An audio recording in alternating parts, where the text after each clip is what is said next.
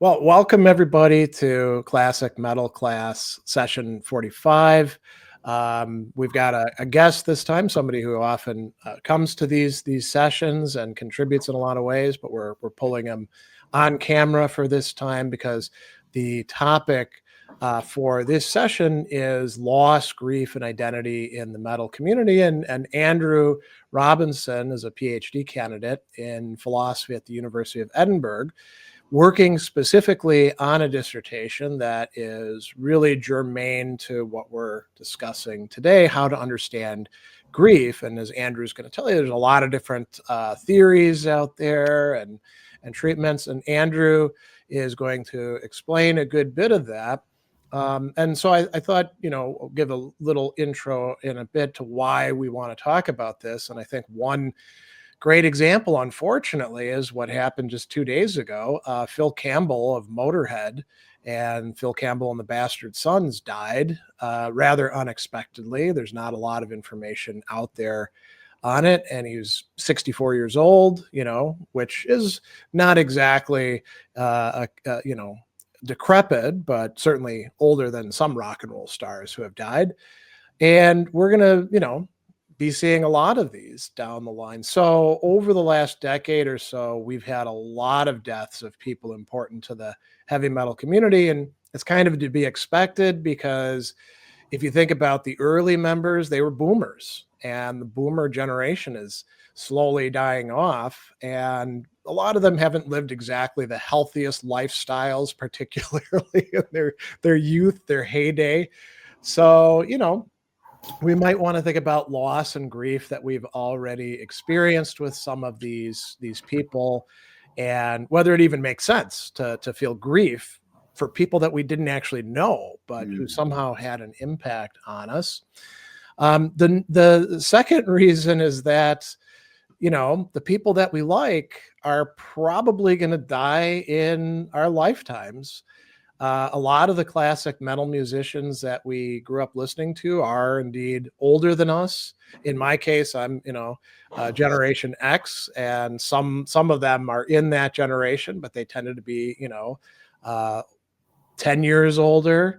And so, unless we die young, they're going to die before us. So maybe, understanding grief better can help us approach these likely losses. And then the third thing is that maybe there's resources within heavy metal music for productively, or I don't know, we don't have to be productive, just adequately dealing with death and loss and grief and what comes after it. So songs that thematize these sorts of matters could be helpful, or allow us to kind of work through it, or memorialize people, or even a kind of catharsis. So I'm going to turn it over to Andrew for a bit to explain some of the ideas that he's been working through at considerable length about grief. And we'll interject and ask questions if you want to. So why don't you tell us about? I mean, why in the first place are you researching grief as a philosophical topic? Isn't that more for the psychologists? I think that the psychologists have had a stranglehold on grief because philosophy from 1950 onwards, I personally blame Bertrand Russell for this, but analytical philosophy hasn't really been all that interested in kind of the human emotional response to the world. They have a very strong attachment to propositional knowledge, that P kind of stuff. Like, how do you know that the moon is made of cheese? You say, well, I done this experiment and it tells me that it's not made of cheese, and therefore I know this. And then if an analytical philosopher will come in and say, well, explain to me your exploration. Like, how do you explain that setup? Like, what's the mechanics going on behind that? So they were very into like logical positivism. Anything that was metaphysical or emotional was deemed to be, in David Hume's words, cast into the fire. So analytical philosophy kind of focused a lot on that, and you can still see it today. But recently, they've become more aware of that human beings are not automaton and they have emotions. And so in analytical philosophy, the philosophy of emotion is having like a wellspring. And my supervisor, Michael Cholby, he says in his book that no one has ever in philosophy talked about grief from the Roman times. I think Seneca was the last person to openly discuss in any kind of philosophical way grief in a good detail. So my interest in it has sprung from the fact that this is a human experience that has significant meaning for us, and it's just a case of just wanting to explore why is that the case. And then the more you think about these things, the deeper you go. And so, having lost valuable people in my life, I was kind of thinking, well, why do I feel this way about this person and not that person? Yeah. So for example, I didn't really know one of my parents, and when they died, I was just kind of indifferent to it, and as Aristotle says, indifference is the pure form of hatred. So maybe that was right. But at the same time, when my grand died, I was inconsolable for days. And that kind of profound emotional reaction sparked a deep-seated, no, I wouldn't say curiosity, but a deep-seated need to understand what this is and why this is the case. So that's the kind of launch pad into grief for me philosophically. And then hopefully I can generalize to say, well, this is the phenomena that we understand today, and make at least a small dent in our understanding of what grief is and what grief entails. Well, then talk about, there's sort of, we could pitch the dissertation this way. Here's the way it tends to get treated. Here's a different way of looking at it. I was going to say new, but it's not completely new because you are drawing on a few other people. But here's another way of looking at it that might actually be quite helpful for people. That's tied to identity and things like that.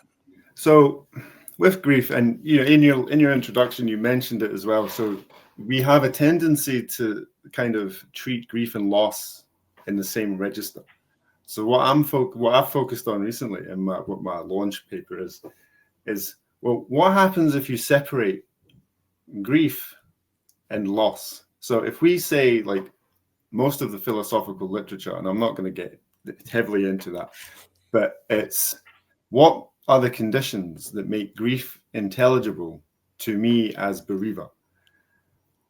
That's fine. But whenever that account comes forward, they seem to also say, well, here's condition P that makes my loss intelligible. I've lost P. So what I'm doing is saying, well, hang on a minute. You can have your intelligibility all you like. Like, the reasons why you're grieving is fine. But explain to me what it is you've lost. Like, what is the actual loss of grief? Yeah. And when you ask that question and you tease apart, like, the embeddedness of the loss question inside the intelligibility question, what quickly happens is that the intelligibility answers, they kind of lead off. So they go full gallop away, and the loss question is still here because they've just assumed from the outgo what loss is and how loss incorporates the intelligibility of a person's grief. So my research is just basically saying, well, no, loss is a distinct question. It will help us understand grief in a lot more, in a kind of holistic way. But the intelligibility stuff is fine. We've done that to death. Like, we know why people are so involved with their grief. But when it comes to the loss, we have nothing. So essentially what I'm doing is I'm starting a debate, or I'm trying to start a debate around this question to say, we've looked at intelligibility. There's all these embedded questions. Here's one. Why can we not answer that? Because if you go to a person who's grieving and you say, oh, I'm sorry for your loss, or somebody says, I'm sorry for your loss, and you say, well, what have I lost? How do you answer that? Like, it's a strange question to ask somebody, not a kind of Socratic, what is the specifics of your loss? Like, tell me the particular specifics, but to articulate in a very clear way the thing that you have lost is very hard. It's very difficult, because the moment you give a qualitative account, so for example, oh, I'm grieving the loss of my mother, and my mother was funny, was cheerful, was good to charities, and was, beneficial to have around. Well, if I say to you, that's nice, but you're now open to substitutability, so I can say anyone with qualities and I can replace the mother theoretically, what have you lost? Yeah. So you're back to the beginning. Oh, well, hang on. And then you try to get the ball rolling there. But it's my research right now is a very novel interpretation, because you just know, in my view, we've just assumed that loss and the reasons why we grieve are kind of synonymous. So my research is now teasing that apart. Let me actually throw before this will take us a little bit off topic, but it's something I've been thinking about for quite a while. So I'll, post about people that I've lost way in the past. My mother died 26 years ago. My dad died back in 1982. And I'll have like an article on it or something that I'm remembering, and and I'm never like, oh, I'm so sad because I'm still remembering my mom. The grieving happened many years ago, and I'm long through that. And it's weird because it always provokes these knee-jerk reactions from people who they see that it's decades past, and they'll still say, I'm sorry for your loss. And I'll often say, there's nothing to be sorry for at this point. What I'm talking about is something different, but it seems like that's almost a reflex action in the, let's call it, the English language sphere, perhaps, right? Yeah, and that kind of everyday parlance is the motivation behind this, because there's like, why do we say that? We're not saying sorry for your loss. Loss isn't synonymous with death, because then we could substitute loss and death and have sorry for your death, and that's just ridiculous. Yeah, or we could be saying it like in response to, well, you've lost your job, or sorry for your loss. We don't say it in that case, right? Yeah, exactly. And maybe we should, but the way that we are with these phrases. Yeah. Hi, Scott. Nice of you to come along. Hey. Hi, I'm late, gentlemen. That's all right. We're glad to have you here. So awesome. So yeah, so with this kind of everyday question of, sorry for your loss, as the bereaved, I don't think that we're in any position to turn around to that person and say, please tell me what you think I've lost. I mean, unless we're hard-lined people. But if we stop and reflect on that, we can ask that question, like, well, hang on, what do you think I've lost? And if they say a relation, well, you just end up back to what I said before. You have this substitutability thing. And right now, what's really interesting is that we have this kind of parental bereavement debate going on. So people are saying, like, well, hopefully we'll get to it later, like, but part of disenfranchised grief is that you can't grieve for somebody who you've never met. For example, if you're a foster or an adoptive child in a relationship, and that the natural mother or father dies, and you grieve their death, you've never met them. Yeah. People are saying, well, that's like, you can have two camps there. You can either say you don't know them, so you shouldn't be grieving. So we have this kind of normative constraint on who and why you can grieve. And others are saying, well, you can, because that forms part of your identity matrix. Yeah. If you want to say matrix. I personally like to use identity investment. So with that debate going on, hopefully we can get there, and that's the problem. Would you have to know something about your biological parents in order to make that work? For example, I'm adopted, and I was given some paper that my mom showed me that said that my birth father he was a college student. He was interested in karate, reading, and fencing, right? And not much to go on, right? But enough for little me to be, I don't know, invested in some way. But it's at the surface level, right? These are very, very generic attributes. You may have well said, like, he was such and such a height, and had done these sorts of things. It's not knowing the person, right? If you take it away from that kind of epistemic criteria and you say, right, so you are living one life, and then you're told this other this other situation has arisen. So first of all, there's a multiplicity of emotions that you'll be going through, knowing that A, that you're adopted and all the stigmatics that come with that. B, you've just been told of a death. So in my theories, I have this idea what's known as death anxiety, which is kind of bodily reaction to death. And it doesn't matter whose death it is, we all feel this like bodily reaction. And it's not something that lingers. It's like a thing like that. And then we have like cognitive processes coming in so that we can grieve or we cannot grieve, because grief has selectivity involved. It's kind of embedded into it because none of us are grieving the people who are dying right now. So with that kind of selectivity process, and we accept my death anxiety of the bodily manifestation, I couldn't sit here and say, oh, this is the reason why you didn't grieve your parent or your biological parent. But I think that we could say these are some conditions that have to be met in order for that kind of thing to be bereavement allowance. So you can have a child who is bereaving their biological parent who've never met them, but that would be conditional upon the death anxiety, the shock to the identity that they have right now, which is I'm with this family and this is my family. Oh, I'm actually part of some other family. So is it grief or is it more shock or is it something? But, you know, these are the hard questions that we have to face and we have to start asking, because I think psychology, for its part, sees grief as kind of instrumental, or at least one theory sees it as an instrumental means to an end. What is the end that grief would be a means to in that case? So grief, some psychologists or some psychological theories hold that grief is a process of getting from A to B. So B would be a kind of happier state that you can function in the society again. So the continuing, is it continuing bonds? I think it's continuing bonds. It's been a long day. So there's one theory, it's either continuing bonds or it's the attachment theory, but it was brought forward for widowing women.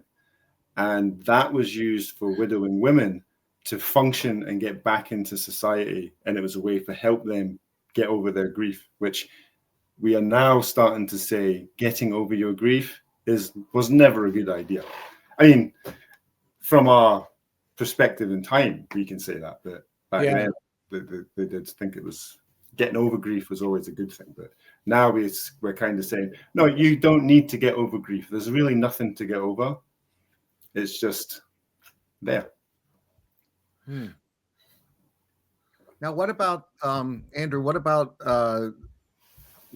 let's go back to the example of adoptive parents you've never met. What about the grieving of not having the possibility now to ever meet them? Oh, so whenever I hear one of my philosophical enemies, he brings in possibilia a lot. I don't think you can grieve possibilities. Like, possibilities never die for me. So when we talk of possibilities, we have to be kind of really clear on what we mean by the phrase, you'll never possibly meet somebody. Because if it's a thin possibility, then that means that everything's kind of symmetrical. If it's a thick possibility, then it has to be kind of asymmetrical, because you're kind of bringing in an expectation. So an example of that would be, let's say I have a child and that child dies. And then at the funeral, I say, this child would have been a doctor. That's a thick possibility, because I'm bleeding in expectation to something that, you know, for the same reason, that child could have been an alcoholic homeless person, which would be the thin possibility, because all possibilities are available. So that's one of the many problems with this possibility talk. Like, do you mean the child would never meet the parent in that thick sense, or do you mean that child would never meet the possible parent in the thin sense? Because at what point would a child meet their parent? Because my understanding of adoptive children is that there's a large percent at some point in their life, usually around like 18, 20, they want to find their biological parents. I don't know how true that is. It's just something I've heard through the grapevine. So that's what I would say to that. What possibilities are we talking about here? Yeah, the literature also talks about like an earlier common stage where kids who know that they're adopted. I mean, obviously, if you don't know, none of this happens, right?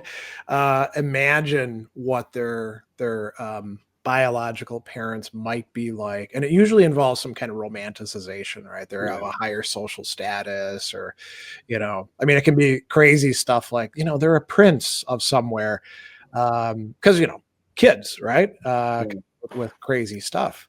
But yeah, that makes sense. Well, let's shift it back to talking about losses in the metal community. And Scott, I don't know if you saw the news just 2 days ago that Phil Campbell of Motorhead and Phil Campbell of the Bastard Sons died. So it makes it kind of timely. And we could think about. So I've never met Phil Campbell. I saw him once on stage playing with Motorhead. But I've been listening to the albums that he played on and watching videos, obviously, even the young ones. The episode where Motorhead plays, that's Phil Campbell and Wurzel, because they had recently got on there. So there's obviously some kind of attachment to somebody like that. And I'm not, bereft. It would be really crazy for me to get in social media and be like, oh my God, Phil Campbell, my idol musician has died. My life is now gloomy and nothing is good, right? That'd be kind of really, but some people will posture that sort of thing with any given rock star. I think a good bit of the grief over Ozzy Osbourne's passing was probably people glomming on who don't have any connection to the guy at all. So what's actually going on when we feel something, but it's with people that we talked about this a little bit as we were putting our notes together. Is this a purely parasocial relationship that we're having with these musicians, or even other people that are involved in the metal community? We could think about producers when Martin Birch died, because he produced so many of the things that we like. How does that work? What do you think, Andrew? Well, a parasocial relationship is defined by its asymmetrical instantiation. So you can have relationships. So an online relationship would be kind of a close proximity to any kind of relationship that you can foster in real life. So I can go outside, talk to my neighbors, and develop some kind of relationship. I can now talk to you to form a relationship that way. But if I want to form a relationship with, say, who's still alive? Lars Ulrich. Okay. Well, why would you? Yeah, exactly. Let's take it over. Steve Harris. Right, so I could send an email to Steve Harris, and he could send an email back. That would be like a minimal form of communicative relationship if it was over an extended period of time. A parasocial relationship is one where I am aware of the person, but the person has absolutely no idea who I am. Okay. I'm just like a face or a number, or whatever the condition is for that. So I can be fully aware of David Bowie. David Bowie doesn't know who I am, doesn't give a toss who I am. But when David Bowie died, I would feel some kind of sadness at the loss of David Bowie, and David Bowie's family would be like, "Who the fuck are you? Why are you at the funeral?" And I go, "Oh, come on, I'm his biggest fan." And they were just like, "Great, go away." So there's something, and you were saying that's kind of embedded in what you were saying just there as well, is when we lose, or when a person dies, see how easy it is to slip into the old ways of talking. So when an artist dies in a parasocial relationship, such as the Motorhead guitarist or Lemmy or Dio, I would say, or I would ask, who is it that you're feeling sadness for? And remember that grief has a whole amalgamation of different types of emotion. There's no one emotion that we can pinpoint. So are you grieving the person? Are you grieving the persona? Are you grieving the era? Are you kind of egotistically grieving your childhood being slipping further and further away?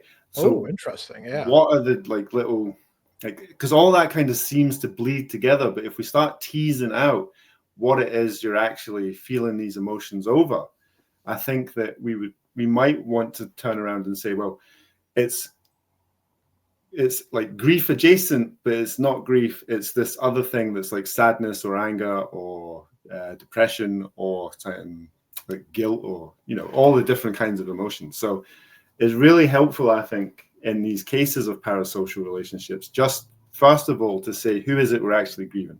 So a modern example would be, I think it was Liam Howlett is his name, from The Prodigy.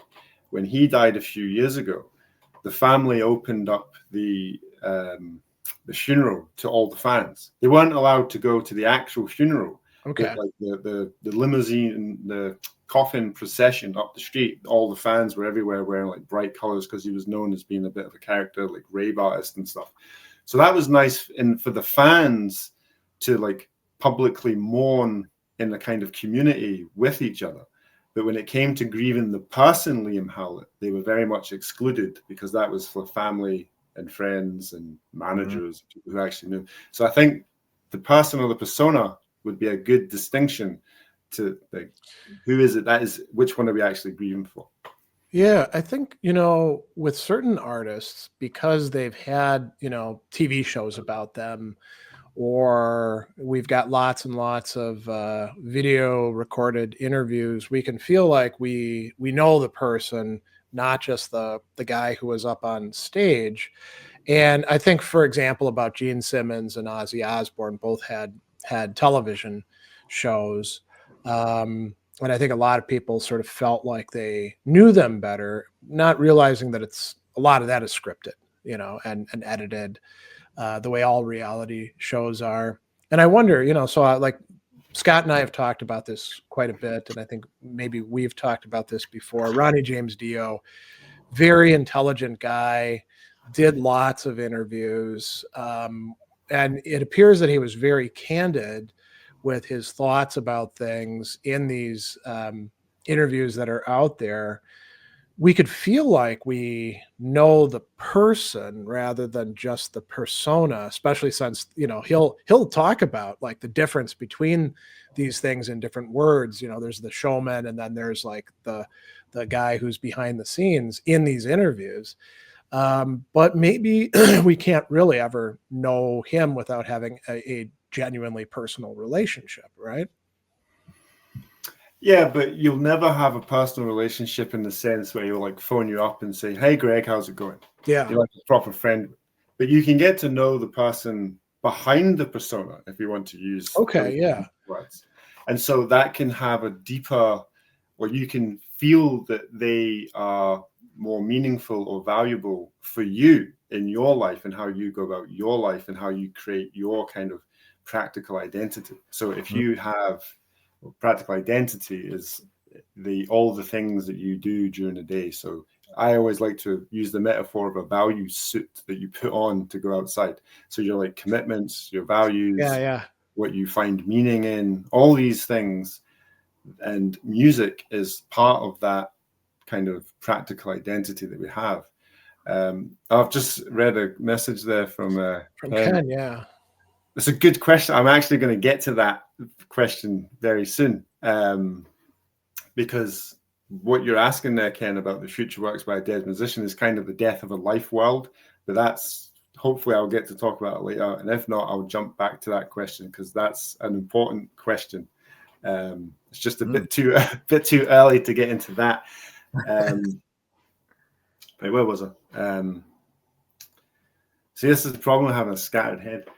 What was it? Well, that distinction that you're sort of like refining between the public persona, you know, the person on stage, or the one in the interviews and the magazines or on Loudwire, and then the actual person who, I mean, in a certain way, the public persona doesn't actually have to die, right? Yeah. I mean, if there's enough video stuff out there, you can just like, you want to see Lemmy? Well, there's like thousands of clips where you can watch the guy playing on stage, and you're closer than you'd ever get in a concert unless you had, like somebody who got you front row seats or something like that. The Yeah. sound is And probably better as well. And we could talk about all the other stuff that's involved there. None of that goes away because the internet, as we often say, is forever. Whereas the person, aged, got sick, died of cancer, got I guess cremated and put into a whole bunch of bullets that went out to his fans. yeah, and that goes to Ken's point, kind of, that the person who's died will not be able to like Make create new stuff. new things and new Yeah. online things. So we're forever stuck looking backwards. So we're ever stuck with what they were.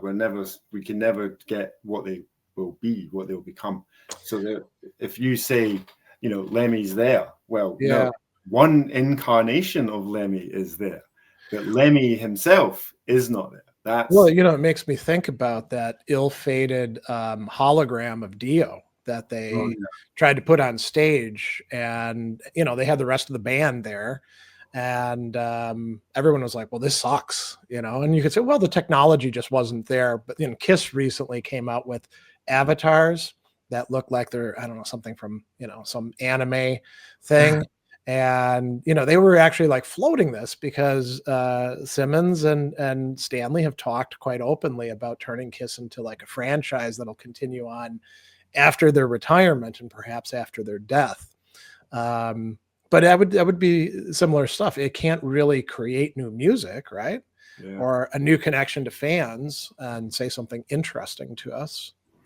But at the same time, now that I'm thinking about it, so why we won't be able to enjoy new works from the dead musician, or we as community of metalheads can curate that person's works without that person having input into what we're actually doing. So, for example, I'm not really well versed in a lot of old albums, but let's say that Black Sabbath, right? So you've got Volume 4, Black Sabbath, and various other ones, Masters of Reality. Now, let's say I say Masters of Reality is the best album by Black Sabbath. And with Ozzy Osbourne's death, I say Masters of Reality is the best Ozzy Osbourne album on Black Sabbath. If you do not agree with me, then you are not a true Black Sabbath fan. All of a sudden, I am now gatekeeping from my perspective, in which Ozzy Osbourne will never be able to turn around and say, actually, that was my worst album. Don't listen to it. It's garbage. But I am now some kind of authority. And that's part of an issue I have with parasocial grief, is that the dead cannot put an input into anything that we as a community can do, in the same way that when you go to a funeral and the elegy is waxing lyrical about how wonderful the deceased is, and you're sitting there like, well, no, they used to kill cockroaches with like a gleeful smile on their face, or like shoot rabbits, so we always try to put a positive spin on the deceased during these bereavement times. And I'm not entirely sure why that is. But if I think about it a little bit, I do believe that there's something about us that wants to see the good in everyone. Because let's be honest, Ozzy Osbourne wasn't that particularly nice a person. And, when he died, the BBC in Britain was saying that he was this inspirational figure. And it's like, well, I read his biography. Yeah. There's a lot of inspiration going on in that biography. So I do see we tend to whitewash a lot of people to say, no, they were really, really, really amazing people. But 9 times out of 10, if we're honest with ourselves, we will treat the dead as we treated them as they were living, but we don't want to, because they're dead, and that automatically affords them this kind of higher status in our lives. And I don't understand quite why that's the case, but nevertheless, it is the case. So it seems to me some kind of social ontological posit that just by fact of being dead, you are immediately a better person. So I think that's something to think about after this is to say, why do we have this tendency to put a positive spin on every dead person? Like, no, respect the dead. Do I really have to if I didn't know them? Why what's the normative force for me to respect some random dead person? But it's still culturally expected that you do it. So I think there's something interesting there that, you know, somebody might want to write a paper about. Yeah. You know, coming back to I think you're right that maybe some of the things we were calling parasocial aren't truly parasocial. If you do write a fan letter and get a response, and it's you know, not simply some flunky behind the scenes who, you know, signed a photograph and sent it off, there could be a relation. And I was thinking about like Scott's case, right? So Scott is a practicing musician, involved in networks, knows you know, quite a few people. He could have grief in a different way, seeing, well, for example, you know, when Buck Dharma, who's pretty up there, is going to eventually kick the bucket. Scott is going to grieve in a way that Andrew, you and I won't be. I've had like one contact with him through Scott when we interviewed him, and he, you know, he seems like a great guy, but I haven't had like, you know, a lot of connections with him. But Scott will, you know. Yeah. Yeah. Yeah, definitely. And he is a great guy.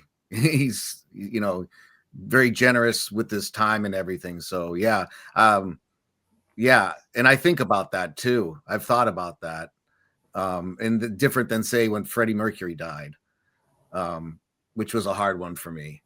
But yeah, the knowing the person, sure. I mean, does that mean that like, why? Oh, go ahead. Why was Freddie Mercury's death hard for you? I saw him. He always, I think his life story was he was bullied when he was young, and he was just great at kind of being the underdog, and I kind of related to that. You know, having the kind of being, you know, bullied myself when I was younger, but he just, yeah, it was just more like I related to him. I related to at least his persona as the underdog a lot more than other artists. So would you say then that with Freddie Mercury inspiring you, would you agree, or would you say that your grief was at the death of Freddie Mercury as Freddie Mercury, or Freddie Mercury, the inspirational archetype behind your kind of progress in life? I think the latter. Yeah, I think because I didn't know him, and it would only make sense that his inspiration and kind of what's the word I'm looking for? You know, just the whole providing a model, right? Yeah, that's what I'm looking for. Yeah, and being inspiring in that way. I think, you know, when we're younger too, it's very easy for us to feel like we know somebody, but we don't really know them, right? There's that whole almost like attachment that we have to them, and if we thought it through, or if somebody else could point it out to us from the outside, somebody who cared about us deeply and was like, I don't want people to think that they know someone when they don't know somebody, because that could get them into some trouble. Maybe we would have like recognized that. But you know, I think back to like being a 16-year-old and Cliff Burton dying, you know, in Metallica. Now I didn't know the guy at all, right? But we felt it as a really great loss. And, you know, you can say, well, it really was a great loss for Metallica because they lost one of their best writers, and no bassist after him does what happens in Metallica. And it like let the gravity flow to, you know, Hetfield and Ulrich, and maybe they made some decisions they wouldn't have made without him there. But that's not the way we felt it. We were like, this sucks. You know, why did this guy have to exit the scene? And maybe some of it is so there's thematics. Like, so Scott, you could say, okay, this guy, he is bullied, he overcomes that. I'm bullied, maybe I can emulate that in some way. But the fact that they're connected with music, I think, if it had been some guy who was a crap singer, it wouldn't have mattered to you that they overcome bullying, right? It's that it's Freddie Mercury and he's out on stage and he's super bold and sings really well, and Queen is this powerhouse. I mean, how many other bassists who did good work died in '86? Probably quite a few. But none of them were like Cliff Burton status.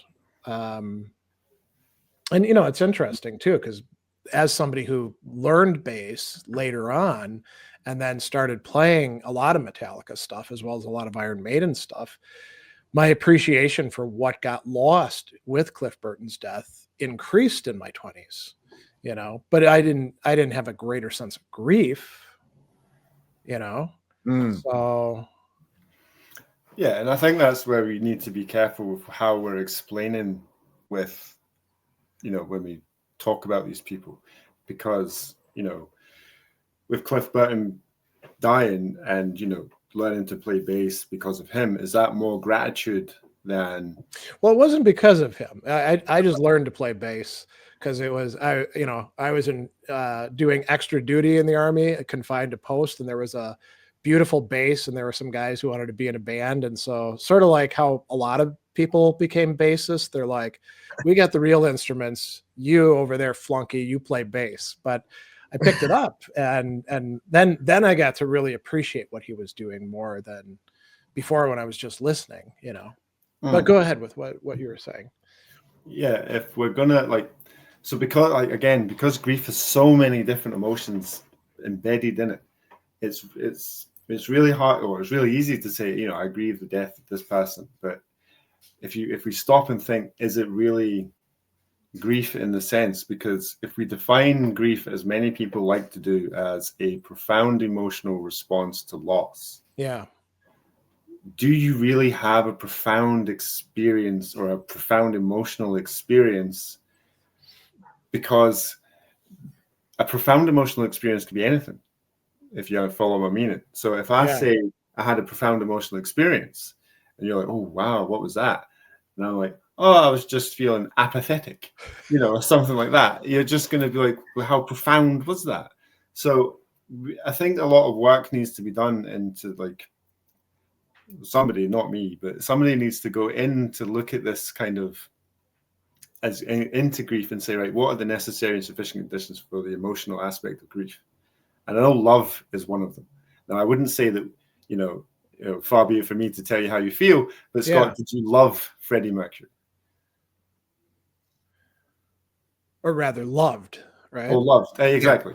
Yeah. Like it would be weird if you did. Yeah.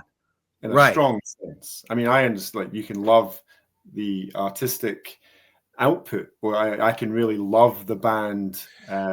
It's interesting, right? Because with some musicians, because again, I think about Ronnie James Dio, we've got so many great interviews where he's so open and candid. You can say that he is lovable in those interviews, right? But I can't say that I love him in watching the interviews or even in listening to the music that he was. I mean, he was the band leader. He wanted things, this way, this way, this way. He was sculpting the songs in a way that, say, by contrast to Ozzy Osbourne, where, he just got up there and shuffled around and sang, didn't even write his own lyrics most of the time. Right. But yeah, you're right. I can't say that we can say colloquially, oh yeah, I love Dio, Right. And I can mean not just the band, but the guy. But you're right. It's in a technical sense, or being rigorous with it. I don't love Ronnie James Dio the way I love my family, who I love, or close friends, or people like that. Yeah, and it creates a tension as well, because love is used in this kind of vague sense to define a lot. So, for example, in philosophy of friendship, it's usually like X is friends with Y if they experience a profound love for each other. Okay, then that rules out, all different kinds of friendships. because I don't love all my friends, and if I did love all my friends, there would be no, I'd be exhausted. It's very hard to do that. But in the same with grief as well, it's you have a profound emotional response to the loss of someone who either you care deeply about, which is usually synonymous with love, or they smuggle love in. So if we don't love the artist in that technical sense, then that's where that disenfranchised grief can come in. And someone can say, what are you grieving them for? You didn't know who they were. Or, it's just a guy. What the fuck, So that kind of leads to that disenfranchised part, is that people are quite quickly, especially in musical categories like metal music, for example, where they're kind of like, well, who was that person anyway? They were a nobody. So that leads to all types of issues for grief, because let's say that James Hetfield dies tomorrow. Now, all three of us, I would say, would know who James Hetfield is, has influenced our lives in kind of positive ways. We've built communities around Metallica's music. Like, we have friends who listen to Metallica. We're introduced to other people who like Metallica. So we can use an umbrella term and say that there's this kind of network around Metallica that lets us have a kind of relationship meaning from the band. Like, if you imagine Indra's net from the Buddhists, which is just imagine like a big cargo net, and each little dot in the net is like a node of existence, and then they're all connected. Yeah. We have that kind of metaphor in our minds, and let's say that the James Hetfield is a node that gets wrenched out of that net. Well, that doesn't just sever the tie between me and James Hetfield. It severs a tie for all of us between James Hetfield. So the net itself kind of disintegrates. So we lose, in a sense, that kind of original network that allowed us all to get to know each other. But we haven't lost the sense of community that has arisen from it, because we can then talk to each other and we can form stronger bonds with each other through the loss or the death of this artist.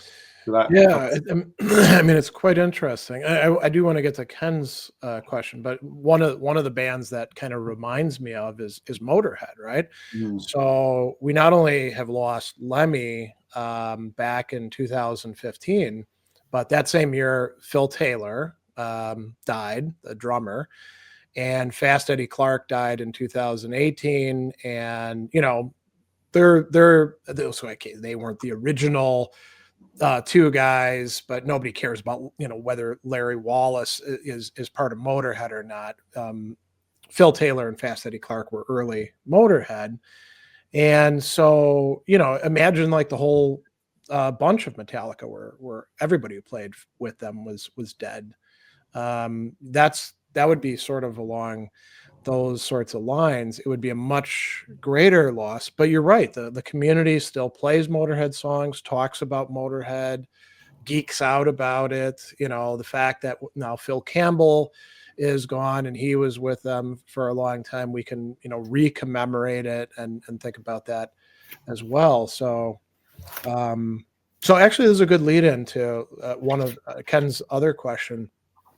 Could it be the case that we could grieve for the loss of the influence that a deceased artist had over metal music in general? So, Cliff Burton would be an example of that. We could say, well, if this guy hadn't died, what would have Metallica, would they have done the Black Album? Probably not. They would have been doing something else. A lot of people talk about Randy Rhoads in that way. If he hadn't died, then and it turns out counterfactually, it looked like Rhoads was ready to leave the band because he'd had enough of Sharon Osbourne's nonsense, and he got in a fist fight with Ozzy. But there's this kind of legendarium of this guy who was so amazing, transformed the guitar, died too young. What would have been the case had he survived? So maybe there's something to that. Is that grieving the loss of possibilities in that sense? Well, that's one thing, but I would ask what is meant by influence. Okay, because it's quite a vague term in that sentence there. So do you mean, so if you say like the voice of a generation, or who is it? Zach Wilde was heavily influenced by Randy Rhoads. Yeah. So do we mean influence in that sense? Because you don't need to be alive to influence somebody. Yeah. So I would need to get a clearer picture on what Might even be influence helpful is. not to be, because then you've got like a clearly defined body of work and you're not changing it or adding to it, right? Yeah. So Ken, if you could spell out influence a bit more, that would help in answering that question. Because Axl Rose had quite an influence over metal for a small period of time, but he's very much alive and people don't really like him anymore. So his influence seems to be kind of retroactively looked at to say, well, why was he so influential? Because you can't sing for shit. So influence can come and go. Yeah. Especially as our opinions and our mindsets change. How influential looking back were Motley Crue.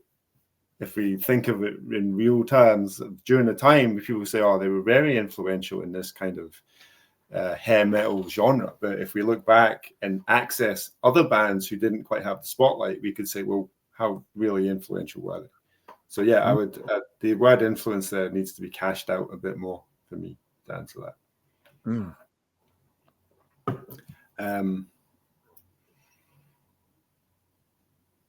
But then thinking about it as well, like you can have. So I made an Aristotelian distinction just 2 hours ago, and it's called. I call it grief in a song. So Eric Clapton's "Tears in Heavens" would be the paradigm example. Okay. And then you have grief through a song. So that can be any song. Mm. So let's say that. You mean a song that isn't thematically about loss or grief or anything like that, but because of your way of hearing it, you feel grief, or it opens up grief for you? So there's two interpretations, but because grief through a song can be split further into two, because we philosophers love our distinctions. Yeah. So if we take grief in a song to be about grief, and that's that's why I use "Tears in Heaven" by Eric Clapton as the paradigm example of that. So grief through a song. Now let's say, unfortunately, Scott, you die tomorrow. Now let's say that we all have a song in common, and let's say it's "Hell Bent for Leather" by Judas Priest. Okay. So every time we play that song elicits memories of Scott. So grief through the song is now "Hell Bent for Leather" has taken on significant meaning for us, which reminds us of Scott. But then there's other grief through a song also goes in the sense of the musical form of the song, not so much the lyrics. So you can have a kind of elegiac sound. So I'm thinking here of like Motley Crue's "Home Sweet Home." Okay. So you have that kind of musical form, and that itself can elicit kind of grief adjacent emotional response in you. I know that song builds up, but there are songs out there, because when I was researching 70s and 80s metal, there's not a lot of grief going on in 70s and 80s metal. So it's hard to find certain songs. I think actually Black Sabbath are probably, like "Solitude" by Black Sabbath is probably the song that resonates most musically with grief, or the kind of emotional aspects of grief. Judas Priest has some, I would say. Well, I'm not a big Judas Priest fan, I'll leave that to your worldly knowledge of Judas Priest. But I think you're right. In general, I was just trying to think, does Rainbow have any? Not really, Yeah, because when you go into it, it's like really hard to find a song, because it's all like we're having a great time partying, we're all friends of metal, or the devil's after us.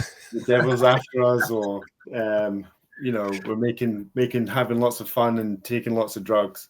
But one question, and Scott, I'd like if you could answer, is, as a person who teaches music, do you ever find in students that are experiencing grief, do their musical tastes change when you're going through like a semester with them?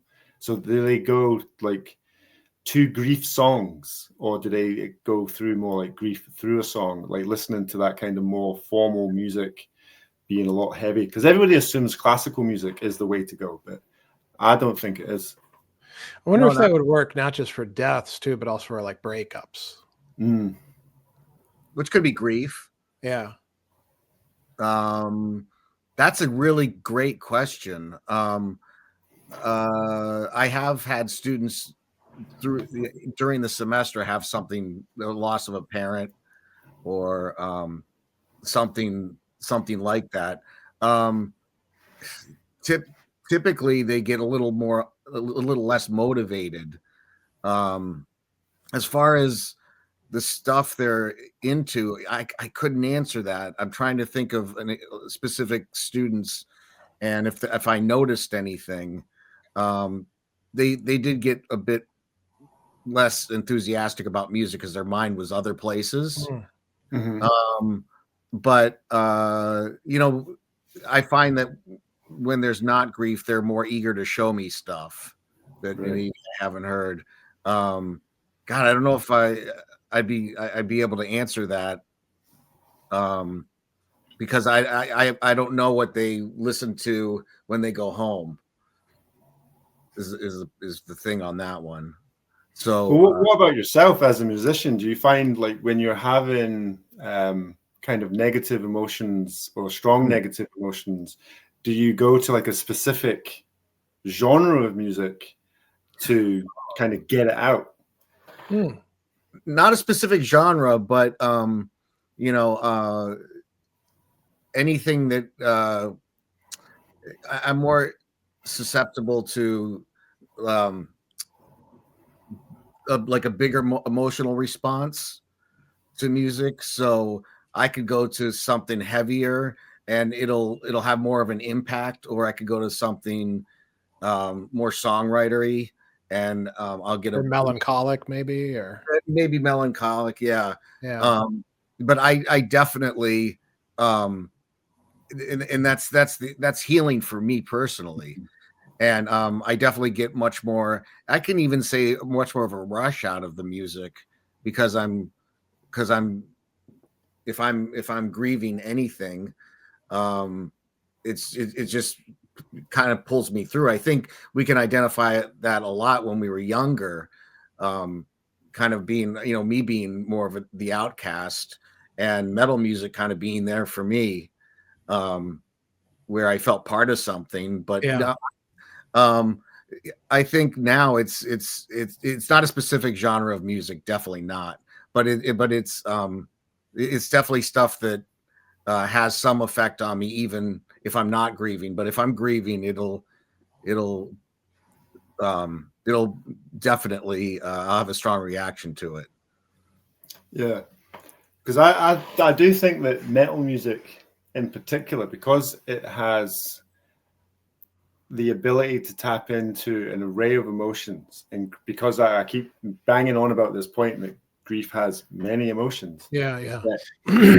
Metal music does have the kind of materials that would allow you to kind of process the emotional state that you're in without you actually being cognitive of the emotional state that you're in, if that makes sense. So, for example, you could be sitting there and you'll be like, oh, somebody's died and I'm grieving over that, and I'm feeling empty, or I'm feeling, angry at the death of such and such. And then Metal Militia comes on by Metallica. And before you know it, you're like, yeah. And then, you could have, what's that song? Iron Man come on by Black Sabbath, or like follow it immediately. And then that's a slightly heavier song. It's not as frantic as Metal Militia. You're going through another emotion. So music, I believe, aesthetically, has that kind of power over us to elicit different emotional states in us.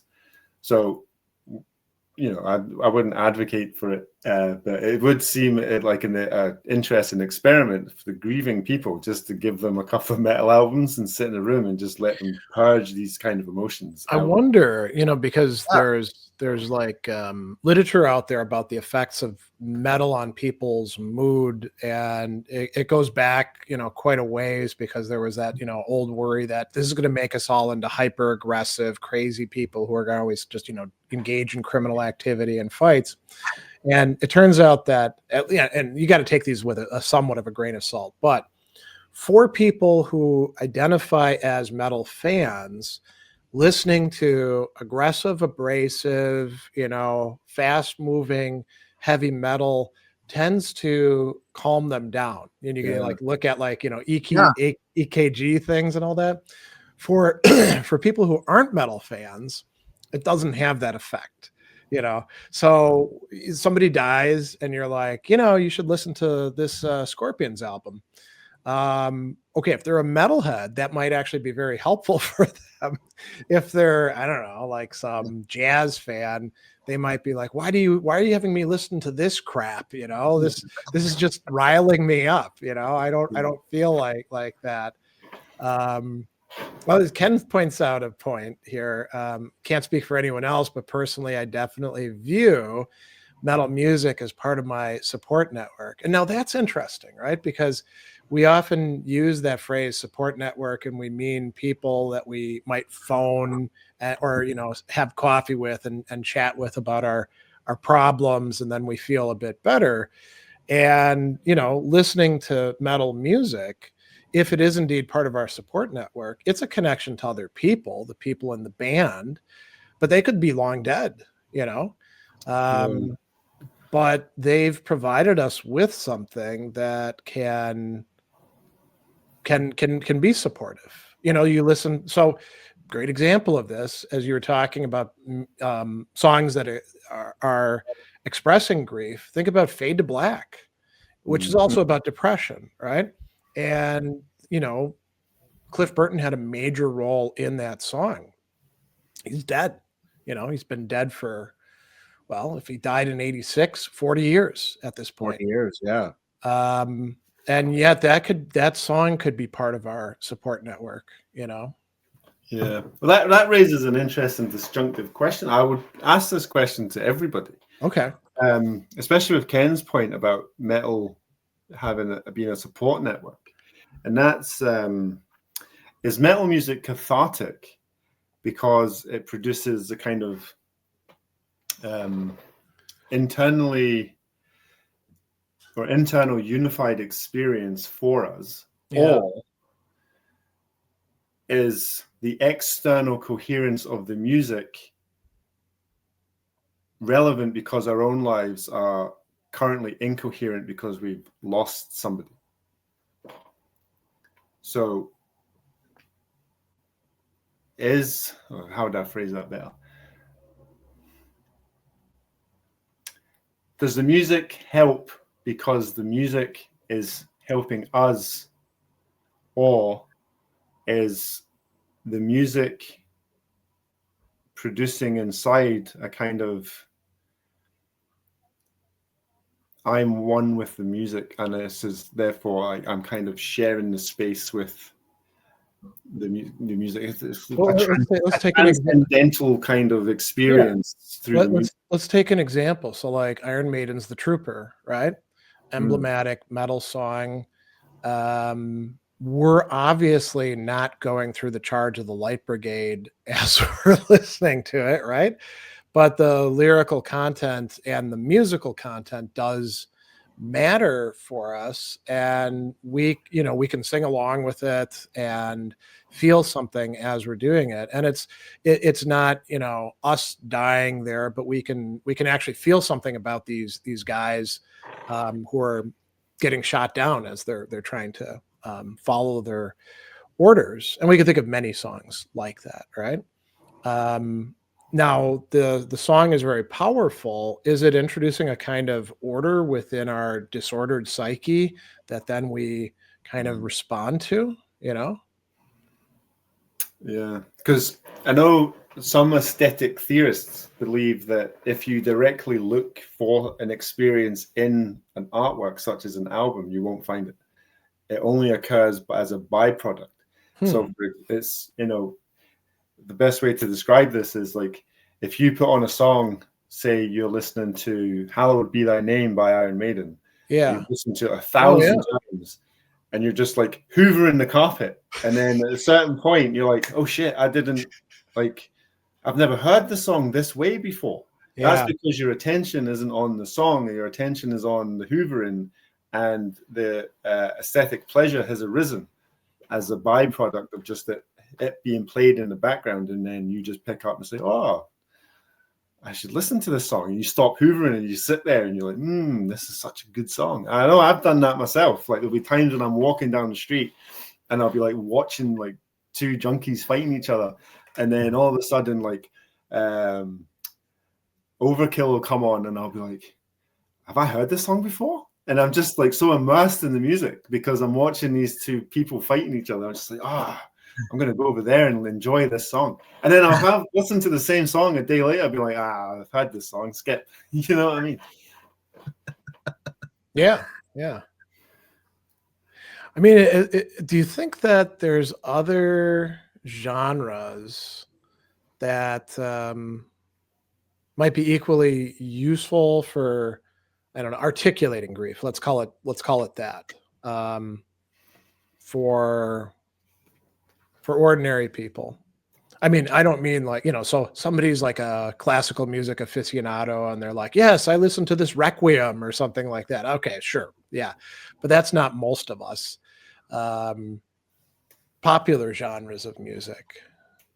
Well, I think that goes back to the distinction I made between grief in music. So you can listen to Eric Clapton talk about the death of his child in Tears of Heaven. Yeah. There's also another song by a guy called Ben Folds called Brick, which he sang after his girlfriend had an abortion. But there's also misplaced songs. So Losing My Religion by R.E.M., for example, is often considered a song about loss. But if you actually listen to that song, it's not about loss at all. It's just about being fed up. And apparently, because I'm not American, I don't really know if this is true, but apparently Losing My Religion is kind of a colloquialism in the South of America, which they say like, oh, I'm losing my religion, which if I was to translate it to Scottish, you'd be like, I'm fucking fed up. Yeah. That's kind of, I know for me, that was quite a big shock because I always thought losing my religion was something like deeply profound. I was like, oh, this guy's singing this song and it's like he's losing his religion. This is absurd that I'm listening to this guy have an existential crisis on a record. Then it turns out, no, he's just using a way of speaking. So, I don't know. I mean, how often would someone turn to, I don't know, Christina Aguilera to deal with grief?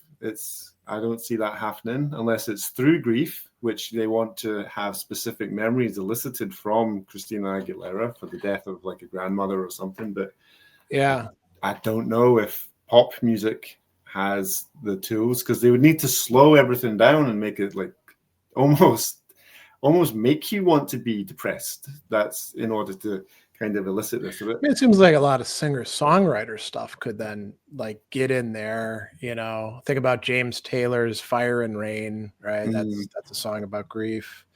I mean, interestingly, so this is going to go way off field. Here in the Midwest, particularly in the Great Lakes region, there is a song that will get a lot of people of a certain set of generations. And it's by Gordon Lightfoot. It's The Wreck of the Edmund Fitzgerald, because it was this, unsinkable ship gets sunk in in a terrible storm. And, the year after that, the song comes out, it gets played on the radio.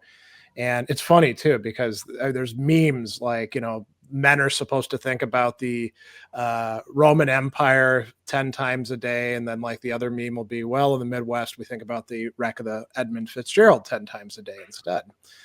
And now I don't think anybody outside of this area really cares about it one bit, other than, kind of a cool song that might come on the classic hit station once in a while. but it has this incredible resonance, right? For those who it would work for. And there's probably a lot of local music like that, I imagine, right? Well, it's funny you say that. I remember I'm from the Midwest originally, and I remember when that song came out, and I was in Ohio at the time. Right. Yeah. And it was a big, everybody knew that tune. I had the 45.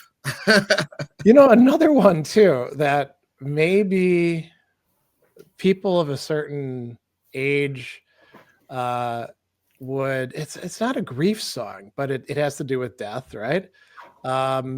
And it became a huge song for them was Detroit Rock City with Kiss, right? He's on the way to the thing, and he's unfortunately drunk and high, so it's an Ace song, and it ends with the crash and the death, and it's how would you describe it? It's a song about something that could be grieved, I suppose. And it's not like everyone sits around afterwards, after the song plays and they all start crying or something like that. I'm sure there's some weirdos that have done that, but it's a song that can tap into those emotions, even though it's a completely fictional scenario. But there's something about it, the repetition of the verses, you being involved in this kind of group situation, perhaps. He's on his way to a rock concert, That raises an interesting question.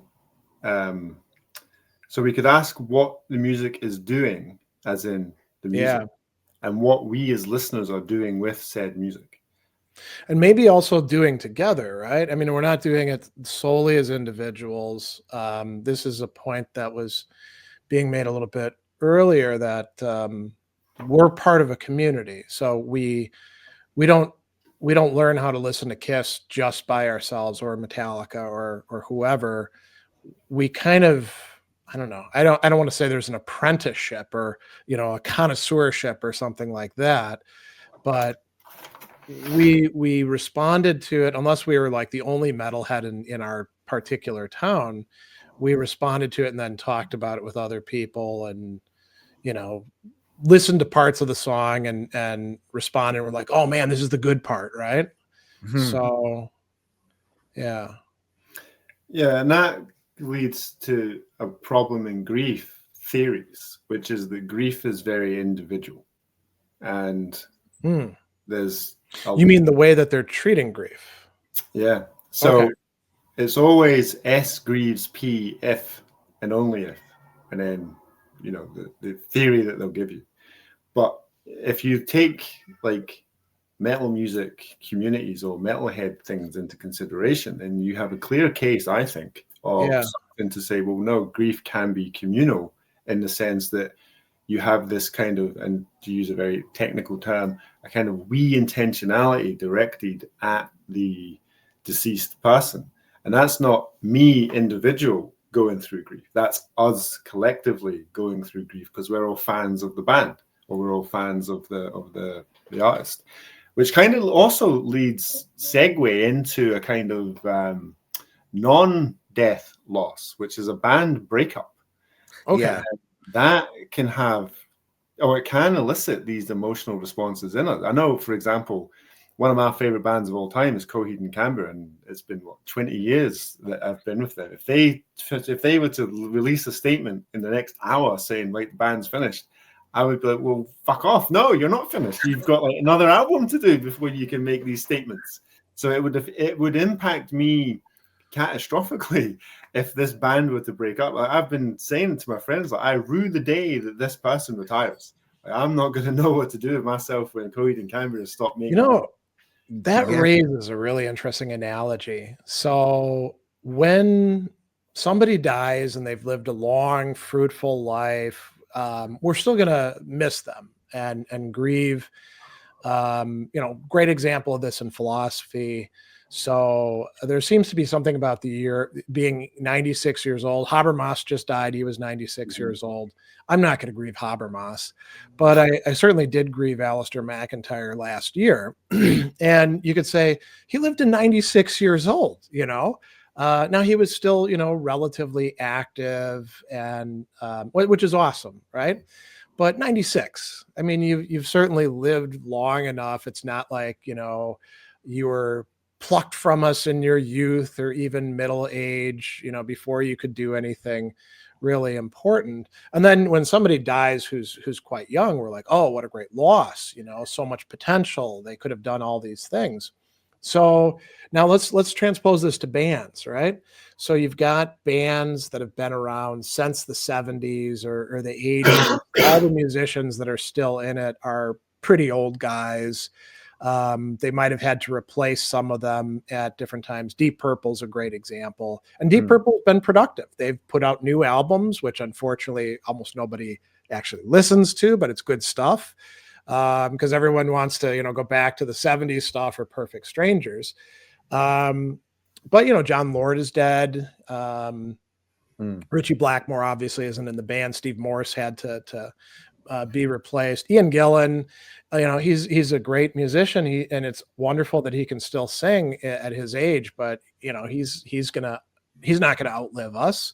Neither is Ian Pace or Roger Glover. If they were to disband tomorrow and be like, end of the road, it's sort of like a 96-year-old dying in a way, right? Whereas if, who would be a good example of a contemporary band who's young and in their prime, and they just are going to break up right away, some of these bands that formed in the 90s, right? And the musicians are in their 50s. If they are like, we can't deal with each other anymore, we're done, we're splitting up, then we could have that kind of reaction like you're talking about. And we would have grief in both cases, but one is sort of like I'm fine with this kind of grief because it was normal for a 96-year-old to die. And one is, a terrible car accident took place, and this person has been robbed of their life, and I've been robbed of my relationship with them, Yeah. Well, I'll pick you up on a slight issue with the 96-year-old thing. So okay. The 96-year-old thing assumes a kind of asymmetrical existence for life, and this goes back to Lucretius. So Lucretius, in his poem De Rerum Natura, has a wonderful argument, which is we always grieve the loss of a young person, but never the loss of an old person. But we always assume that the young person has more life and the old person doesn't have the same amount of life. So we can just say, well, why don't we be sad the fact that they weren't alive earlier? So, for example, if I was to die at 75 and a baby was to die at 1 on the exact same day, we would treat the baby's death as tragic and not mine. Yeah. But no one's saying, well, if Andrew was only born, 100 years earlier, everything would be fine. So the 96-year-old thing has that kind of deprivation or life deprivation for welfare attached to it, that assumption. And I'm not quite sure that it would follow analogously into the kind of non-death loss of a band, in the sense, and this goes to this kind of like the fallacy of compositionality. So if we have the band, and let's say the band break up, and let's say that you grieve the death or you grieve the loss of the band, and I come across and say, well, why are you grieving? Because you've still got their albums. Yeah. The parts, i.e. the albums, I'm saying form because the music parts are still there, then the whole is still there. So it's true of the part, the album is true of the thing. You've still got the band, but it goes back to the point we made earlier, that you only have the history of the band, you don't have anything forward looking. So the asymmetry is still there to say, yes, there's the backwards looking part, but not Yeah. the forward-looking part. You egocentrically can move forward with the band. Well, you can move forward and create like AI music for the band, but that will only be inspired by what they've produced backwards. So let's say Kiss come back and they have new members and all that stuff, and then we're going to release a new album. We've got like a new guitarist, a new drummer, a new singer. Everything's great. It's going to be the old Kiss with the face paint, and we'll be like, okay, that's fine. And then let's say they release like a jazz album. We're like, what the fuck is this? This isn't Kiss. You promised us you were going all the way back to the original, and now we're stuck with this contemporary new age jazz. So it's not, that wouldn't be Kiss in the sense, like we wouldn't have a meaningful identity or practical identity attachment to that Kiss. So we wouldn't give a shit. We just, okay, you do your jazz. I'll see you at the jazz club. But if they did come out and they were as close as possible to qualitatively as close as possible to the original Kiss, then it might actually hit us a little bit more deeper to say, you've tried hard. It's not quite the same, but it's similar enough that I can kind of get with it. I won't go and see you live because I'm not spending the money, but at the same time, I appreciate what you're doing with this. Yeah. I mean, that may become for bands that want to somehow, I don't know, outlive their parts. That's what they would have to do, and we are seeing interesting replacements. Twisted Sister just recently got a new singer, Sebastian Bach, with Dee Snider, retiring and for good reason, saying, listen, I just can't do it the way that I used to. It's not fair to the fans. And he gave kind of his blessing to the exchange. But I mean, pretty soon all those guys are going to be having to do that. Dave Murray is talking about retiring from Iron Maiden, and Nico McBrain had to. I mean, drumming is a young man's sort of thing, and it's amazing that he lasted as long as he did. We see this with Judas Priest, where Richie Faulkner has been the replacement for KK Downing for a long time, but Andy Snape has had to step in as the replacement for Glenn Tipton, because Glenn Tipton has Parkinson's and can't, he can contribute to albums, but he can't actually like play up on stage or anything like that.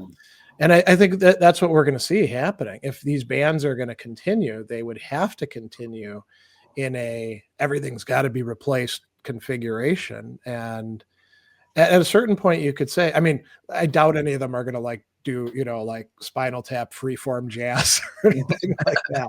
But there is a danger of them just becoming pure legacy bands, Yeah. And it turns into like a kind of Ship of Theseus problem. I mean, is it the Ramones? Like the Ramones, there was not a single original member left in the Ramones.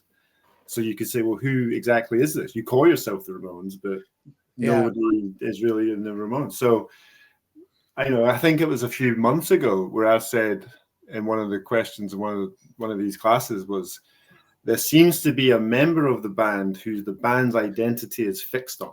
Well, or sometimes more than one, right? If you're really lucky. Yeah. So imagine Guns N' Roses without Slash, or AC/DC without Angus Young. Well, and they're struggling without Malcolm Young, because he was the chief songwriter. Yeah, but if you think of it in like a visual aspect or a live aspect, so if I was to hold up a picture of like AC/DC today and say to some, just person who's just heard him, say, who's this? They wouldn't really know if Angus Young wasn't in the picture. But if he was in there with like the schoolboy uniform and stuff, then they would instantly clock it and they were like, that's AC/DC. Yeah. Right. Or imagine he's been replaced by Steve Buscemi from the meme where he's got the skateboard and stuff. Yeah. Yeah. I think if you take away Steve Harris from Iron Maiden, you don't have Iron Maiden. I think he's that irreplaceable to it. So you could say that the artists themselves have a kind of identity or an identity constitutive issue, that if one member leaves, then they kind of struggle they either have to disband because they've lost the key identity, or they'll try to soldier on and fans will give them a bit of backlash. Like the contemporary example is that band Linkin Park. I think their singer died of suicide a few years ago, and they were like, right, we're done. And then a couple of years ago, they hired a new singer, and the fan base of that band is 50-50. There's a lot of them are saying, oh, she'll never replace Chester, or he meant too much to us, and this is just like a betrayal of his legacy. And there's other ones like, oh, I really like where this band is going. I like the new direction. So it's interesting that the like whoever that locus of attention is, like, are they replaceable or are they not replaceable? Like, can you imagine Judas Priest without Rob Halford? I can't. No. For me, that would be Judas I mean, Priest. we had to for a period when he left, and Tim Ripper Owens was his replacement. But you know, those albums aren't even really available anymore because the band has kind of put the kibosh on that. Yeah. Like even when Dio was in Black Sabbath, and I know people say it because they talk to me this way, is that you've got Black Sabbath and then you've got Heaven and Hell. So Heaven and Hell was like, for the longest time, I always thought Heaven and Hell was just Black Sabbath with Dio. I didn't know it was the album name. But people are saying they're two distinct entities. You've got Black Sabbath with Ozzy, and then you've got Heaven and Hell with Dio. I'm not entirely sure how much Sharon Osbourne was to blame for that.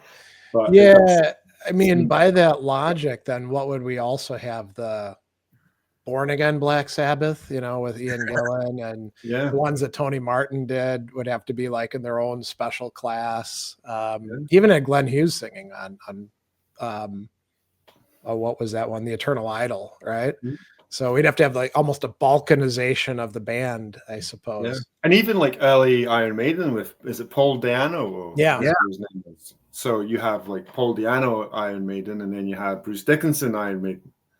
Do we split Iron Maiden to say like this and that, or do we say it's one continuous thing? So the identity of a band can matter, because if you replace a part that's so integral to the band, do you feel that you've lost that band in a sense that you would have a kind of reaction to the loss of the key person in the band? So from my own example of Coheed and Cambria, if you don't know who this band is, by the way, everyone should just drop what you're doing and go and check that out. Stop listening to me waffle and go and listen to that. They're great. So they're excellent, aren't they? Of course, they're great. So Claudio Sanchez has a very distinctive singing style, and guitar-wise, I think his early inspirations are by like Led Zeppelin, Kashmir album and stuff. Kashmir Song is one of the big influences in his play style, but they have like an entire like Dream Theater-esque like space opera thing going on. And if Claudio left Coheed and Cambria, like they wouldn't be Coheed and Cambria anymore. Like they've changed drummers, nobody cared. They changed bassists, nobody cared. But because the focus is on Claudio, they should just be called Claudio's band, because without him, they're nothing. And for me, the loss would be significant if he was to say, right, I'm done, I'm stepping away. Somebody else can do the singing. And I would be like, nah, it doesn't feel right. It's not the same. It's not the same kind of presence. And I use this example when we talk about grief. So if to jump from grief to death loss, let's say Andy dies, Greg, right? And you're sad and you're grieving. Now then let's say that I give a perfect replica of Andy to you and say, here you go. Yeah, you can have everything that you've had before. This is a perfect duplication of Andy. In that situation, I personally believe that you would still think something was lost from that relationship. Like it would be fine that you've got Andy back, everything's great, but deep within you, in some kind of weird, inarticulate gut feeling, you would like, there's something not quite right here. I would think that it could be an index too. Like if you don't feel that, then you really didn't know that person that well. Yeah. Mm. It's interesting because right now, actually for a while, people have been marketing, I think they're called grief bots. And they're a big thing over in China, and there's stuff happening here in the West as well. And the premise behind it is it's an AI essentially, and you feed it in stuff from that person for its data set, right? So like I don't know, emails and social media posts and stuff like that. So grandma dies, and grandma's very much online, so you got enough stuff to feed in, and then now obviously there's no like robot body, but we could imagine that sort of thing a la Black Mirror, right? Yeah. And in 10 years they probably will have that sort of thing available, although it'll be a little clunky. So somebody important to you dies, you feed in all the stuff, it's supposed to act like them, and let's assume that the problems that we have with current AI models are able to be tweaked. So we really do have a replica. um you know that's something that a lot of people think is this is a way to address it. The whole premise behind this industry is, why should you have to feel bad? Just give yourself that person back. And if they are an AI or a robot, they don't even have to like have a way of sustaining themselves. You just plug them in. They don't have to have a job, you know. They don't have to have all sorts of other interests to maintain their psychological health or something, right? Mm. Um, I mean, so we could imagine this, I suppose, people doing this with all sorts of things besides relatives. Maybe you do it with, you know, musicians to make more music. Um, Yeah, but then that you kind of creates a perfect machine, and nobody's perfect. yeah. So one of my big bugbears with these grief machines is that you you would only put in the positive bias that you have of the person. You're not going to put in, they used to like sit and fart and scratch your ass around me, and all these bad habits. You're Why not, couldn't you have an algorithm for that? yeah, you're like, and it would be the same with music. You would only, I mean, everybody likes the best music, so you would have. So let's say I have a Lemmy bot, and both Scott and Greg have a Lemmy bot. My Lemmy bot's going to be completely different to your two Lemmy bots, because I have like the songs that I like will be different from the songs that you like. Yeah, And so yeah. we have three distinct Lemmy bots. And then, who's to say that, the Lemmy bots is the qualitative replica of the actual Lemmy? You just end up with all these different qualitative instances of Lemmy, and it gets too much, and it's just like, well, can we not just have one? Why do we need 6,000 Lemmy bots? Yeah. So that kind of raises the qualitative problem for grief bots. But I think there's another one, which is to go back to what I was saying in the beginning. Like a grief bot can, so if you're grieving the death of, say, Axl Rose, Yeah. and the grief bot comes up, and let's say that you fed in like all the interviews, like almost a perfect machine, and I mean perfect in the sense that the entirety of Axl Rose is put into this machine. I still ask, what are you trying to discover that you think you've lost? So that loss question still rears its ugly head, and it's Yeah, like, it only makes sense to have a grief bot if there is loss to be overcome, right? yeah, because if I transplant all of you, Greg, into a bot, have I Yeah. lost you? If I do some kind of weird Parfitian psychological continuity, then all of a sudden all I've lost is your shell. I haven't lost Greg in some kind of weird dualist sense. But if I have the machine, I don't need, or I haven't lost anything. Therefore, I shouldn't be grieving anything. And I shouldn't have these feelings of Mm, grief or sadness or yeah. genuine bereavement. All I've lost is your body. So is that something that people want, where they say grief is a bad thing, and Yeah. therefore this machine capabilities will allow me not to feel these emotions? Or is this just, I mean, a money-making gimmick. But if it is a money-making gimmick that has beneficial results and where people stop grieving, how will that look like in the future? Because I always say, if you give me an idea, the first thing I'm going to do is say, what will the world look like with that in place? Yeah. So here's a good point Ken is making. Ironically, those robots are exactly the sort of dystopian theme I'd expect metal bands to write tracks about, right? So that could become content, the sort of plotting out imaginatively hypotheticals like that. I mean, good stuff for speculative fiction as well, I'd say. Well, I mean, how speculative? Sorry, Scott, and you got to cut you off. That's all right. No. I would say the grief bots. I mean, the bottom line is it's not the person. Yeah. And I don't know if that would cover my grief up, having something that acts, a computer that acts like the person that passed away. For me, anyhow, I don't know how that would take the place of the person. You've got a bot that's acting like the person, but I don't know. And that's how I felt about the hologram, the Dio hologram. It's like, well, isn't this great? You can go see Dio. Well, you're not watching Dio. And it's not a unique performance either, because everywhere they go, the hologram's going to do the same thing. Yeah, it's a sense of it being kind of like an imposter, we might say.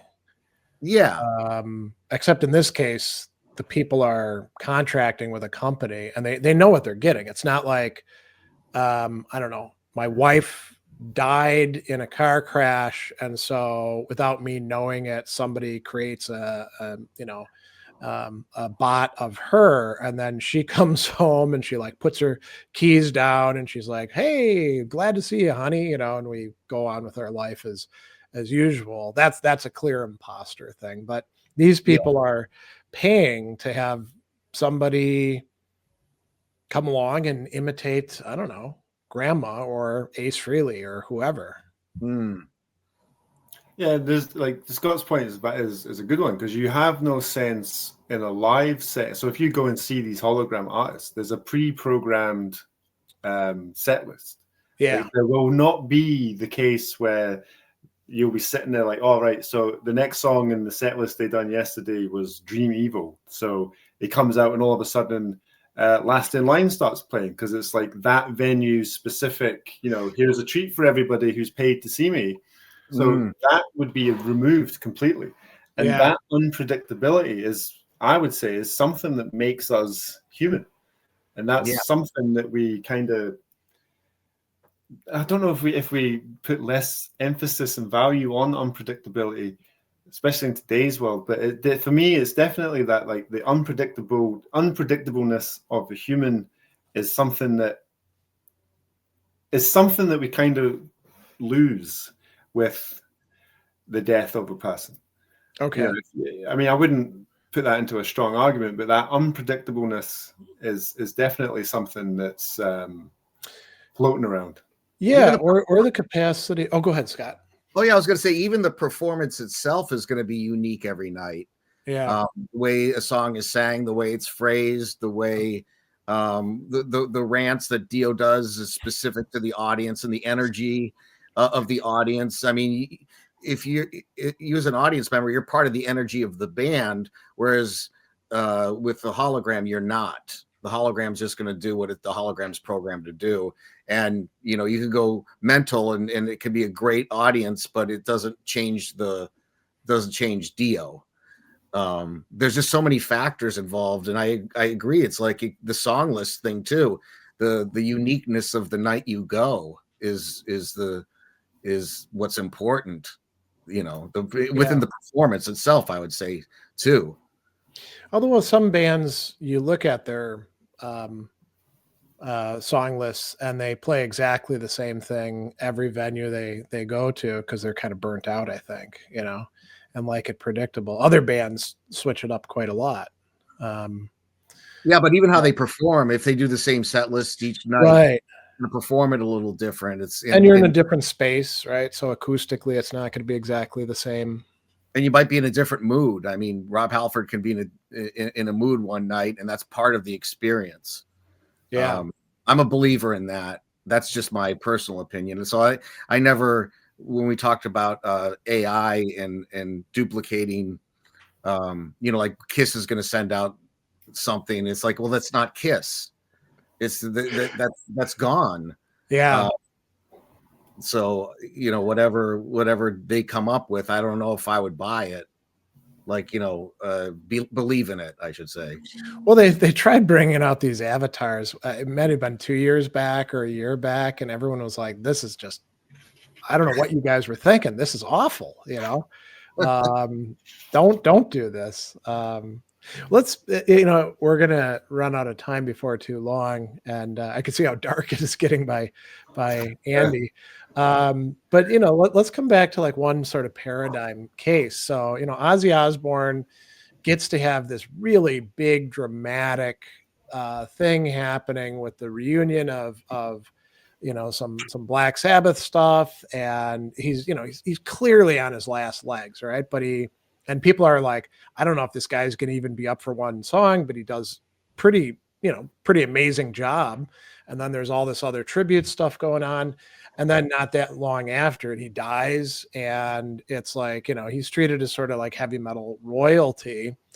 A lot of people asked me, because they knew I was a metalhead, are you really in deep grief because of Ozzy? And my reaction was partly sort of like the 96-year-old dying. You're like, well, he was in terrible shape, so I'm surprised he wasn't dead before this. And I never valued him all that much as a musician anyway. It's not like losing Dio or Lemmy or Cliff Burton or, even the same year, Ace Frehley and John Sykes, for me, I was like, he sang, he played the harmonica once in a while. There's a few tracks where he played an organ, and that's really about it. He didn't even organize the band. Sharon did all of that. So to me, it wasn't that big of a deal, and I was struck by just like how many people seem to be expressing grief, whether it was deep or not, over his passing. And so here's like something I'll pitch to you, Andrew. I kind of felt like a good bit of it was performative. Like you're expected to grieve for him. When David Bowie died, I think a lot of people really were very upset that he died. But I don't know. I mean, maybe there were a lot of people who were deeply affected by Ozzy Osbourne over the course of their life. I just have a hard time kind of relating to them. Yeah. And that goes back to like what I said in the beginning, like the intelligibility of grief. So yeah, the death of Ozzy Osbourne, we could say, there's a public mourning. You're told reasons of why this grief would be intelligible. Ozzy Osbourne was an influential figure. He was a paradigmatic figure in the metal community. He helped usher in a whole new genre of music with Black Sabbath. He had a TV show. He was a celebrity personality. For people who didn't really appreciate his musical history, they could watch him on MTV, right. I think it was. And they feel like they're getting to know the person. Yeah. He was a mumbling guy from Birmingham who, took too many drugs and couldn't speak. Seemed confused a lot of the time. Yeah. And then he has like this big, last hurrah, me and the boys are going to go back on tour one last time. So I think that it's played up a lot, and it links into that kind of practical identity investment. So Ozzy Osbourne, whether rightly or wrongly, people at his death would say, right, I'm supposed to feel something culturally for this person who transcended music and became this kind of well-known celebrity through what do you call it? Social media star, essentially. Yeah. So there's going to be all these different affects hitting people, and they're going to be grieving different Ozzy Osbournes. Like people ask you, are you grieving the death of Ozzy Osbourne? They mean the singer and the performer. Yeah.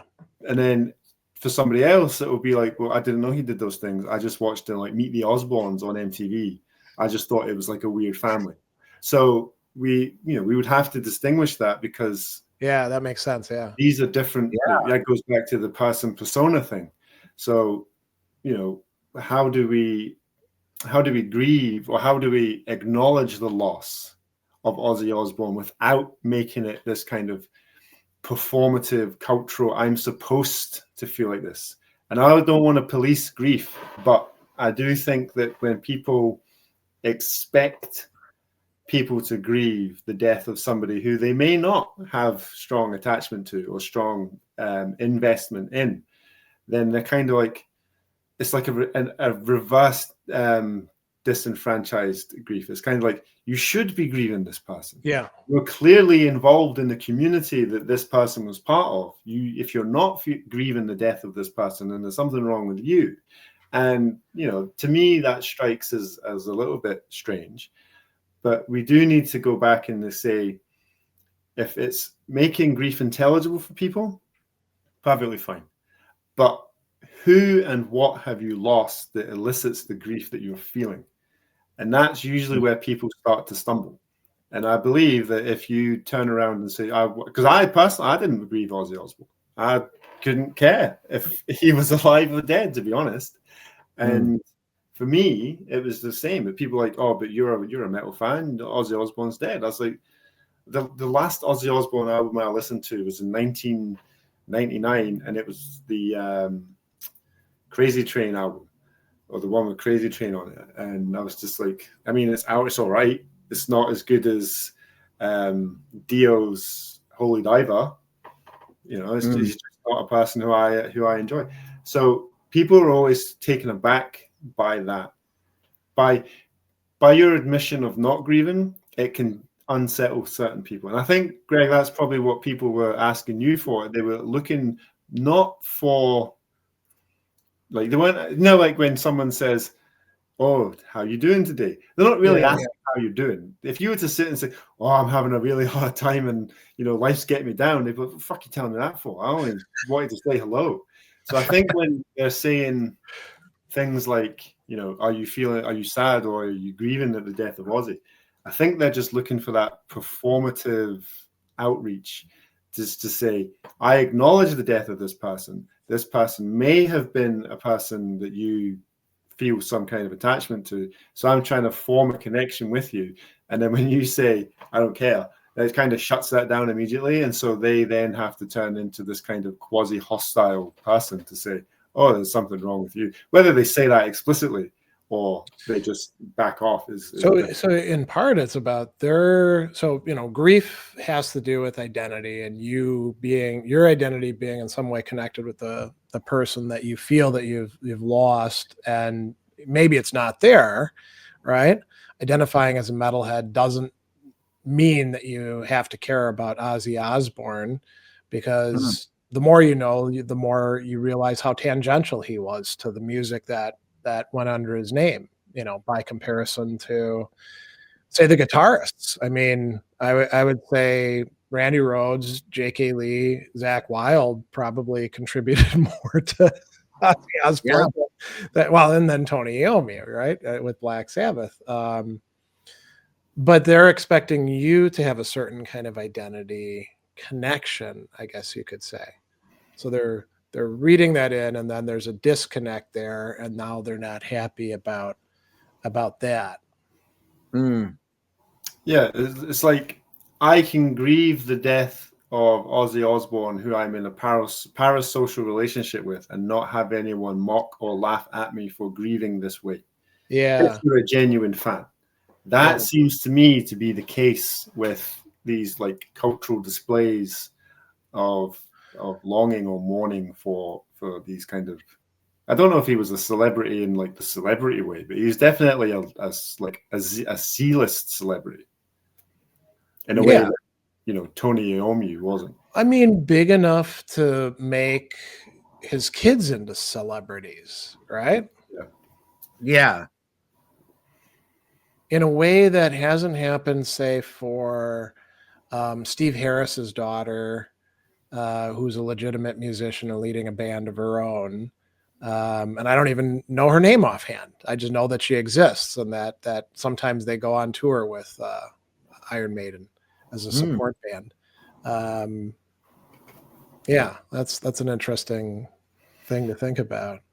Well, any last thoughts or questions that people want to ask Andrew while we've got him here? We'll wrap up in just a bit. Is there anyone left? They might have. Oh, Yeah. There's listen to this morbid guy anymore. Or Scott, do you have anything you want to ask in particular? Certainly, it makes me think, and with all of these that we do, Greg, I end up leaving with more questions, which is good. You know, I like Andrew, that you asked me what about Freddie Mercury, and that's a tough answer. That was a tough thing to answer. I know what I know what my answer was, but you're making me realize it's a little more complicated than that. And it's not just and there's so many distinctions that I never thought about that you've brought up today. So I really appreciate it. Well, I'm glad that it can help. And that's one of the really fascinating things about grief, is when you actually stop and think, right, what is going on? And you start creating all these like distinctions, or you say, well, I felt this for this person. And then you think, but does that work? And then you start spiraling that way, and you're just like, what am I doing? I'm going to go out and breathe some fresh air. But I do believe that the more we understand grief, the more we will get closer to understanding what it means to be a human being. And for me, philosophy has kind of lost touch of that just a little bit. It's lost touch of that kind of Socratic principle. Know yourself. And grief to me seems to be one of the ways in which we can truly understand ourselves, because we are relational beings, and grief is that kind of reminder that, you're not alone in this world. Fuck you, solipsists, is wrong. That's that's one of the things to say to us. So anyone who gives you a kind of solipsistic argument, just say, well, why are you grieving then? And then drop the mic and walk out the room triumphantly.